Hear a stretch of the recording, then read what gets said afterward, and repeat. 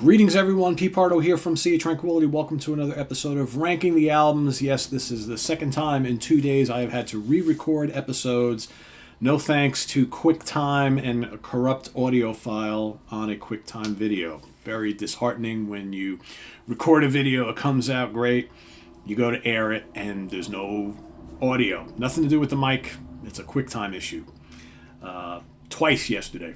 Not happy about it. So for all of you, over 1,000 of you who tuned in to watch me talk for 15 minutes with no audio, I apologize. I was away for a couple hours, so I couldn't deal with it immediately.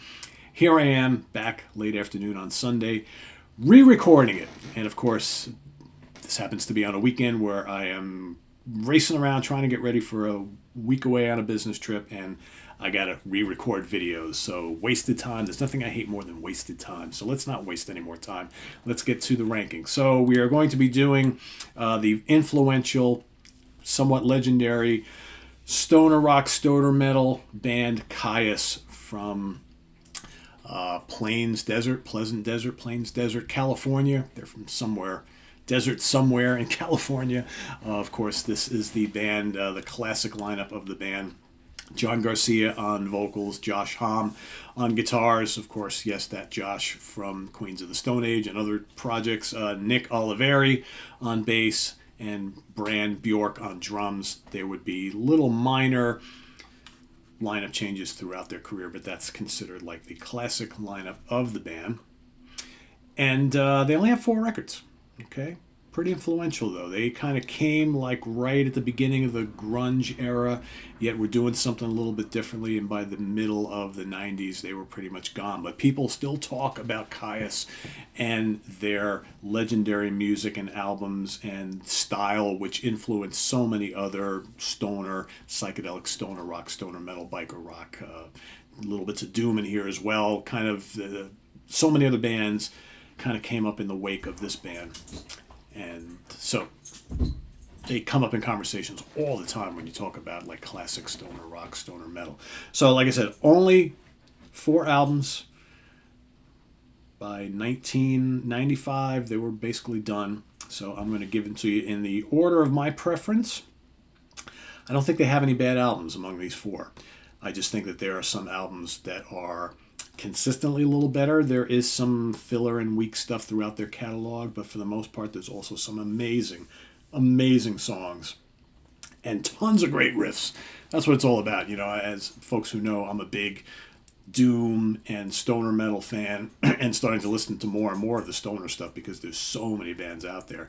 I love big, heavy, fuzz-drenched riffs. That's me. Love that kind of stuff. So this band obviously is right in my wheelhouse. So let's start at number 4, and I'm going to pick actually their 4th and final album from 1995, which is called "And the Circus Leaves Town." Now, what does this cover have to do with "And the Circus Leaving Town"? I don't know. Maybe because it looks kind of desolate, right? Maybe it's a small town, and when the circus is in town, a lot of people are out and about going to the circus, and then once the circus leaves, it goes back to Boringsville again. I don't know. That could be. There they are on the back. Okay, this one in particular, this is Bjork, Brand Bjork on drums, had just left the band. He is replaced on this album by Alfredo Hernandez. So this is the only album that Alfredo plays drums on, and the last album from the band.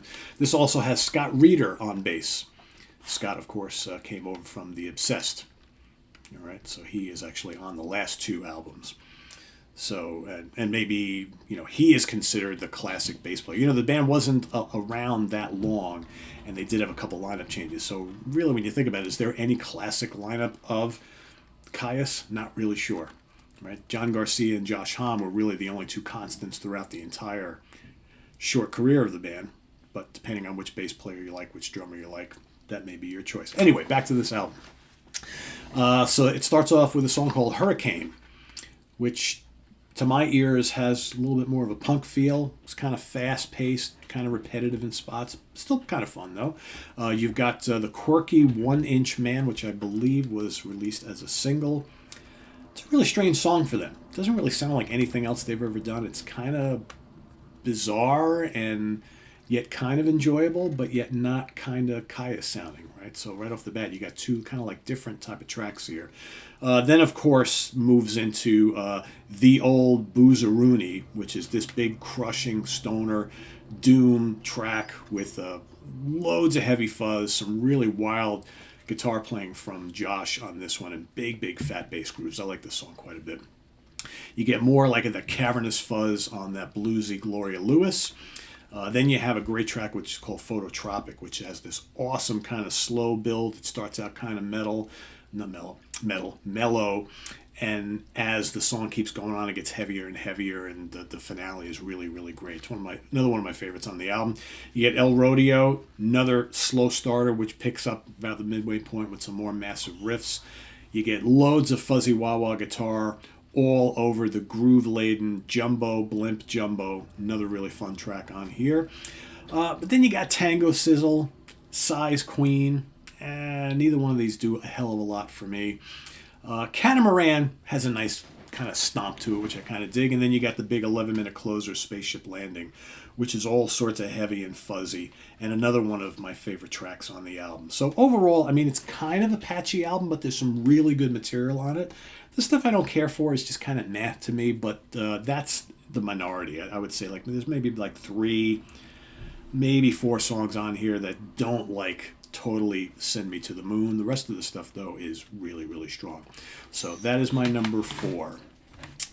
All right, my number 3, probably going to be a little, to use a Martin Popoff term, a little contrarian to some people, because I know this tends to come up on a lot of people's list of favorites as number 1 or number 2. I really like it a lot, but again, I just think I like the other 2 albums a little bit more. Welcome to Sky Valley, third album from 1994. Starts off with Gardenia, which has all sorts of attitude. Love it. This band, when they're really on, they have a lot of attitude. I think Mr. Garcia on the vocals, normally on all their albums, he's got his vocal style.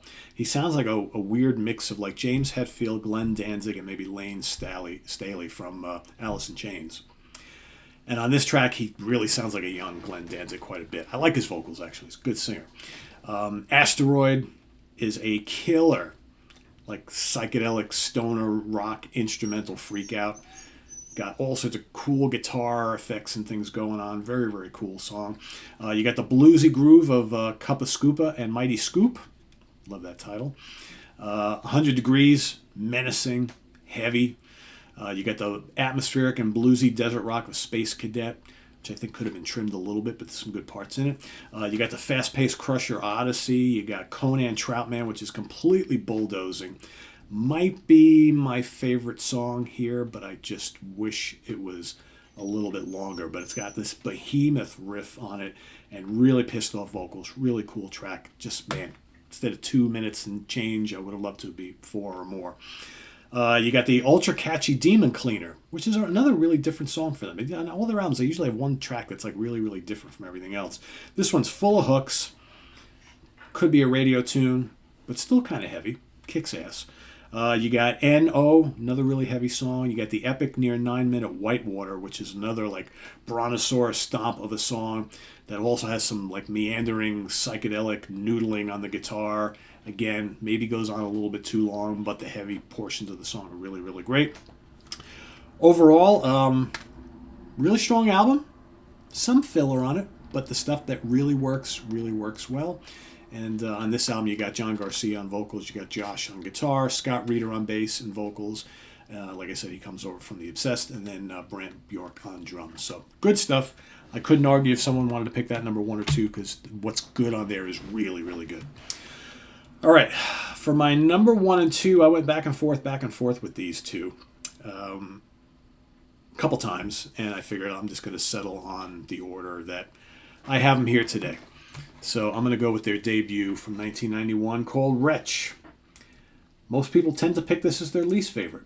Again, it's pretty raw, not great production, and maybe not as sophisticated as some of the other stuff on these other albums, but I think it's easily the heaviest album. It's the most brutal album, and who doesn't like heavy and brutal, right? And there's some just absolutely massive riffing on this album.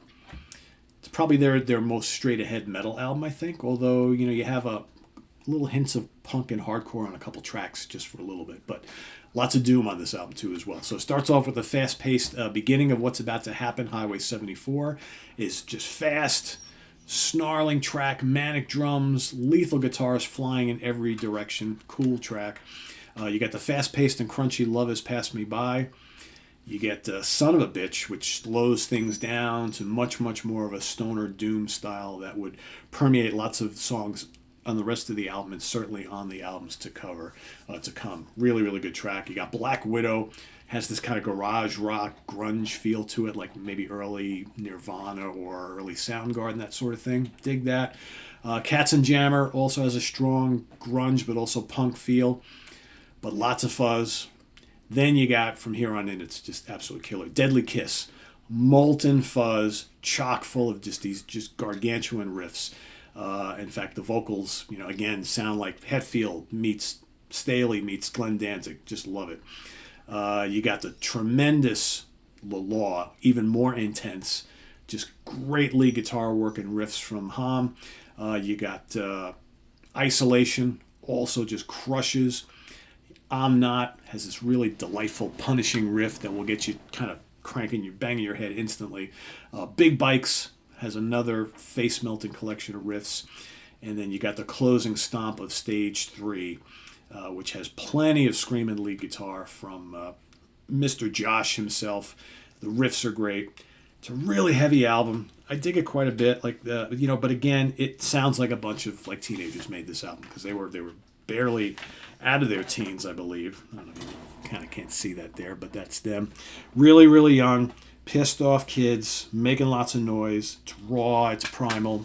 I dig it. I love the riffs. The second half of the album just completely slays me. I mean, everything from Deadly Kiss all the way to the end is just heavy and crushing. So again, if it's your least favorite, I get it. For me, it's my number 2. My number 1 is a pretty well-respected album from them. It's their second album, 1992, Blues for the Red Sun. This is probably the album where things come together big time for the band. Oh, and I didn't mention for the lineup for the first album is Josh Homme on guitar, John Garcia on vocals, Brent Bjork on drums, and then you have Nick Oliveri on bass, but there are also a couple tracks from their debut EP, and Chris Cockrell plays bass on that, so they put all of them together, so you get the 2 bass players on that album. So for this one, this is Garcia, Homme, Oliveri, and Bjork, right? Which again, some may consider the classic lineup of the band. Don't know. Lots of great songs here. This is a complete stoner rock metal through and through. Thumb, which kicks it off, just absolutely crushes. You got Green Machine, has lots of attitude and a pulverizing, persistent riff throughout the whole song. You get Molten Universe, which I love the title, and it totally sounds like that's what you're hearing. Total doom sludge, love it. 50 Million Year Trip, fast-paced, menacing biker rock track with pissed off vocals and smashing drums. That is probably their most straight ahead, kind of like grimy rock song, right? I call it biker rock because it just sounds like maybe like a more updated version of like a Steppenwolf. Really, really cool song. You got the crushing thong song, the slow and simmering desert rock of Apothecary's Weight. You got the monstrous riff in Caterpillar March. Again, love the title because that's exactly what it sounds like. Slow, heavy, ponderous. Great stuff. Lengthy doom and groove, because that's what I hear when I hear Freedom Run. One of my favorites here. It's a long song, loads of riffs, tons of bottom end. The bass and the drums just absolutely crushing. Garcia's vocals terrific. The riffs are molten. Ride is another pretty heavy one. And I love the intensity of the absolutely bombastic Allen's Wrench. Cool title, right? And then you have the big beefy psychedelic stoner rock of Mondo Generator, which for those of you who are aware, you might have said, oh, isn't there a band called Mondo Generator? Yes, indeed. That's Nick Oliveri's band, the bass player. He basically, that was like a side project, and then he went to do that full time, and he took the name of the song, which he wrote, and created a band out of that. So pretty cool. It's not quite a perfect album. It's my favorite of theirs. It's not quite perfect. There's a lot of tracks on here. There's like 2 or 3 like throwaway brief little diddly things, whatever, that's like maybe 1 or 2 of the longer tracks could have been tightened up a little bit. Overall though, much of what's on here is pretty devastating, so that's why it's my favorite. And it's got the cool kind of red cover there. The Red Sun. Blues for the Red Sun. So there you have it. Blues for the Red Sun, number 1. I'm going to go with Wretch, number 2. Welcome to Sky Valley, number 3, and number 4, and The Circus Leaves Town. Of course, there's no real right or wrong answer here, right? We all kind of hear these albums differently, and I think usually when you have a small but very solid discography, everybody's going to have their favorite. And like I said, a lot of times before I do these ranking shows, I go on the internet and I look and kind of see like where lots of other websites and people are putting these albums and how they're ranking them. And with this band, you see all sorts of different stuff. I think the only real thing I saw across the board was that Wretch, their debut, is generally the least favorite for most people. But I really dig that album, so go figure. But all good stuff here. And like I said, it's a shame that's all we got from them. But of course, Josh Homme went off to even bigger fame and fortune. I don't know how much fortune, but I'm sure he's done very well for himself in Queens of the Stone Age and various other projects, and a lot of these guys have wound up in different places. But when you look at the stoner rock or stoner metal scene, and you look at like the big influencers of this style of music, these guys come up all the time. But their window of being together and making music was just really, really small. I've heard rumors over the years too that they were going to get together for a reunion or something. Who knows, right? But we'll have to wait and see. But let us know what you think of these 4 albums and the way you would rank them down in the comments below.